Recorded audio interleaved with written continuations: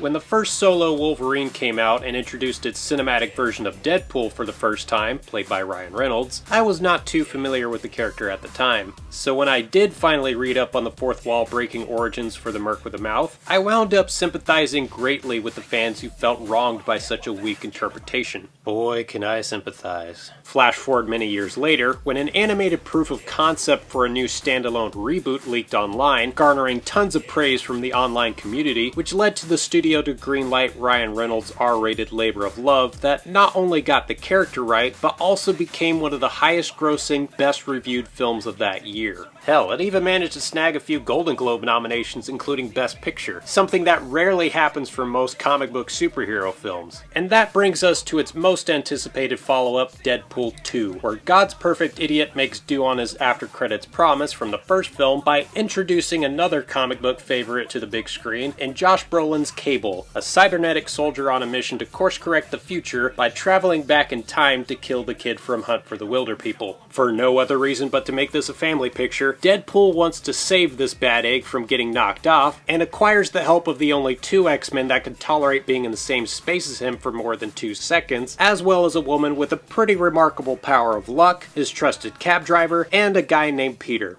Oh, and TJ Miller, but we don't talk about him anymore. Anyways, most of you are probably wondering whether or not I enjoyed this more than the first movie, and my answer to that would be almost. Don't get me wrong, it's a pretty solid follow-up, but the things that kept it from being a better movie for me were a number of things. Like the kid that Deadpool is trying to save not being a very likable character, and I'm not gonna lie, I kinda rooted for Cable to shoot his ass at certain points in the film. There's also Deadpool's girlfriend, Vanessa, not being a very prominent character this time around, and the fact that it doesn't hold up nearly as well as its genius marketing campaign. Alright, I'm gonna whack off again.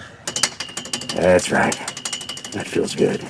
Aside from that, this is still a really fun movie. The action is really creative and shot very nice. The jokes that do land really do land and made me laugh out loud several times. The opening credits song by Celine Dion is pure gold. Josh Brolin and Zazie Beetz were amazing new additions to the series, and I look forward to seeing more from their characters in future installments. And of course, Ryan Reynolds continues to demonstrate through his impeccable comic timing, and holy Jesus, why this was the role he was born to play. Oh, and for all the issues I had with this film, the mid-credits stinger made all of it totally worth it. And for that, I'm gonna give Deadpool 2 an 8 out of 10. Now, before we go, let me introduce a new segment I might use for the next couple of videos down the line, where I get to rank the film I just reviewed with the rest of the franchise it spawned from, beginning with Deadpool 2 and the other X-Men movies. Starting us off at the very bottom, should be no surprise to anyone, is X-Men Origins Wolverine, which, thanks to the movie I just reviewed, we no longer have to talk about. At number 10, we have Brett Ratner's contribution to the series, X-Men The Last Stand, which I will admit I enjoyed as a kid, but much like everything else I watched during my youth, it doesn't hold up as well as I hoped. X-Men Apocalypse comes in at number 9, and when it comes to the third installments of both the original and prequel trilogies, I think 1980s Jean Grey said it best. The third one's always the worst. Number 8 is the second go-around for Hugh Jackman's immortal clawed hero, the Wolverine, which paved the way for something even better 4 years down the line. Covering both the number 7 and number 6 spots are Deadpool 2 and Deadpool 1 respectively, and yes, I know I'm probably gonna get a lot of flack for not putting any of these films in my top 5, but I just can't help but have a soft spot when it comes to these last couple of films, which include the original movie that started it all, the first prequel in the series done right, the one that used to be my favorite for the longest period of time, before getting bumped off by the film that finally gave the franchise the clean slate it desperately needed, and of course, the darkest and emotionally satisfying comic book movie to come along since The Dark Knight.